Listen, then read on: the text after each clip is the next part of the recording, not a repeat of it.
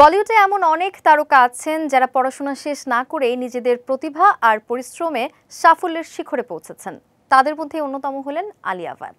পরিচালক করণ জোহরের হাত ধরে স্টুডেন্ট অফ দ্য ইয়ার সিনেমায় অভিষেকের পর থেকেই নজর কেড়েছিলেন মহেশকন্যা আলিয়া ভাট। স্কুলের পড়াশোনা শেষ না করেই অভিনয়ের জন্য বলিউডে পা রেখেছিলেন আলিয়া, আর আজ মাত্র 31 বছর বয়সেই অভিনেত্রী 4,600 কোটি টাকার সম্পত্তির মালিক।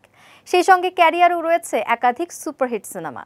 অভিনয় সাফল্যের পাশাপাশি ব্যক্তিগত জীবন নিয়েও বহুবার শিরোনামে এসেছেন আলিয়া ভাট।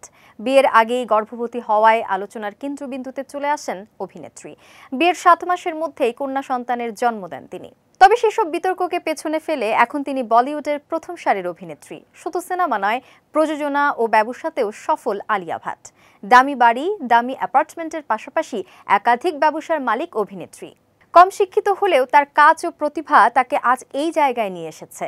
বর্তমানে প্রায় 4,600 কোটি টাকার সম্পদের মালিক আলিয়া ভাট এখন ভারতের অন্যতম সফল এবং ক্ষমতাশালী তারকাদের মধ্যে একজন।